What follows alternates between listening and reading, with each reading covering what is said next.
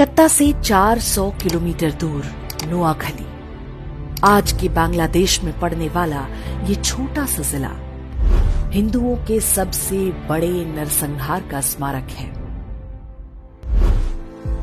वो शरद पूर्णिमा का दिन था। बंगाली हिंदू इस दिन पारंपरिक रूप से माता लक्ष्मी की पूजा करते हैं। इसे बंगाल में कोजागरी पूजा के नाम से जाना जाता है। 10 अक्टूबर वर्ष 1946, स्थान नोआखली, बंगाल।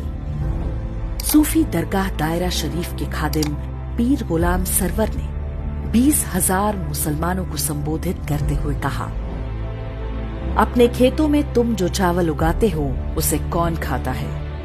हिंदू खाते हैं। हिंदुओं की औरतें सुंदर क्यों होती हैं? क्योंकि उन्हें अच्छा खाना मिलता है। हमारी औरतें बीमार पड़ती हैं तो उन्हें अपने हाथों से कौन टटोलता है? हिंदू डॉक्टर। सामने नाराए तकबीर, अल्लाहू अकबर चिल्लाती हजारों मुसलमानों की भीड़ थी। कसम खाई गई कि नोआखली में हर काफिर और कुफ्र के हर निशान को मिटा दिया जाएगा। बिल्कुल वैसे ही जैसे लगभग 2 महीने पहले कलकत्ता में डायरेक्ट एक्शन डे के नाम से हुआ था। कलकत्ता की ही तरह हाथों में चाकू और गंडासे लिए जिहादी भीड़ ने चुन चुन कर हिंदू पुरुषों को मारना और हिंदू महिलाओं से बलात्कार शुरू कर दिया। हिंदुओं की दुकानों और मकानों में आग लगाया जाने लगा। हिंदुओं से कह दिया गया था कि जिंदा रहना है तो उन्हें इस्लाम कबूलना होगा। जस्टिस जीडी खोसला ने भारत के विभाजन पर अपनी पुस्तक स्टर्न रेकनिंग में लिखा है, भीड़ ने नारायणपुर के जमींदार सुरेंद्र नाथ बोस के मकान पर हमला बोला। वे परिवार के साथ छत पर चले गए। दंगाइयों ने घर में आग लगा दी। घर जलने लगा तो सुरेंद्र बाबू ने छत से छलांग लगा दी। वे दंगाइयों के सामने ही गिरे। उन्मादी मुसलमानों ने उनके शरीर के टुकड़े टुकड़े कर डाले और उनका कटा हुआ सिर पास में ही खड़े पीर गुलाम सरवर को भेंट किया। ऐसा नहीं है कि नोआखली के हिंदुओं ने प्रतिरोध नहीं किया। हिंदू महासभा के नेता और वकील राजेंद्र लाल रॉय चौधरी ने लोगों को संगठित करके संघर्ष का प्रयास किया, लेकिन वे सफल नहीं हो पाए। उनके घर को भी जला दिया गया।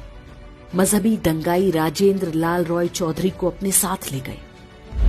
बाद में उनका कटा हुआ सिर सूफी गुलाम सरवर को पेश किया गया। उनकी 2 बेटियों को मौलवियों ने आपस में बांट लिया। कलकत्ता में डायरेक्ट एक्शन डे के विरोध में गोपाल पाठा ने हथियार उठाया था। उनका प्रतिरोध सफल रहा था क्योंकि कलकत्ता में हिंदुओं की जनसंख्या अधिक थी, जबकि नोआखली में हिंदू मात्र 20% थे, जबकि मुसलमान 80% थे। तब जो नोआखली में हुआ वो आज हम कश्मीर से लेकर केरल और कैराना तक में आए दिन देखते हैं। 10 अक्टूबर 1946 को शुरू हुआ ये हिंदू नरसंहार चलता रहा और बाकी देश में किसी को कुछ भी पता नहीं चलने पाया। 15 अक्टूबर को नोआखली नरसंहार की सूचना दिल्ली पहुंची। 17 अक्टूबर को गांधी जी ने प्रतिक्रिया देते हुए कहा, हिंदू महिलाओं को मरने की कला सीखनी होगी। बलात्कारी के सामने झुकने से अच्छा है कि वे अपने हाथों से अपना गला घोंटकर या जीभ दांतों में दबाकर मर जाएं। गांधी के इस असंवेदनशील बयान से पूरे देश में हिंदुओं में कड़ी प्रतिक्रिया हुई। इसलिए अगले दिन उन्होंने प्रार्थना सभा में अपने विचारों को और भी स्पष्ट करते हुए कहा, कल मैंने कहा था कि हिंदू महिलाएं अपना गला घोंटकर या जीभ दांतों से काट कर मर जाएं, लेकिन मुझे बताया गया है कि ऐसा करने से आत्महत्या संभव नहीं है। ऐसे में मैं हिंदू महिलाओं को जहर खाने की सलाह दूंगा। मैंने सुना है कि योग क्रिया से भी आत्महत्या की जा सकती है। मैं पता करूंगा कि ऐसा कैसे किया जा सकता है। नोआखली में हिंदू मारे जा रहे थे। अहिंसा और शांति के पुजारी गांधी जी हिंदू महिलाओं को आत्महत्या करने के नए नए उपाय बता रहे थे।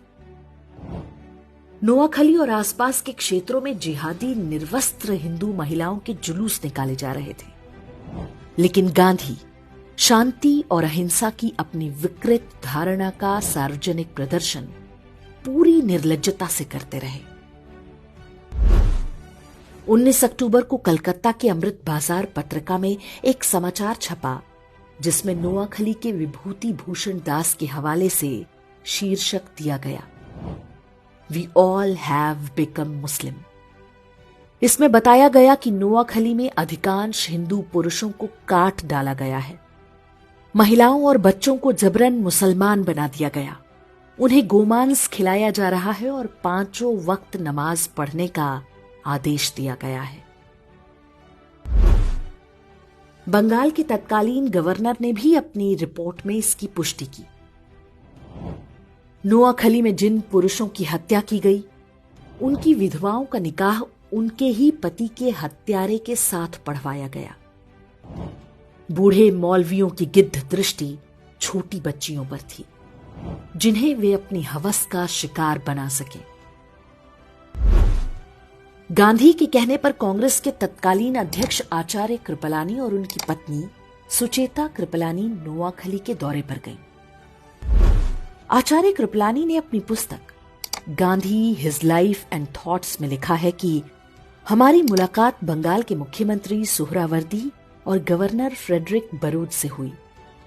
जब मैंने हिंदू महिलाओं के अपहरण और बलात्कार की बात पूछी तो गवर्नर बरूच ने उत्तर दिया, ये तो होना ही था। हिंदू महिलाएं मुस्लिम महिलाओं की तुलना में अधिक सुंदर होती हैं।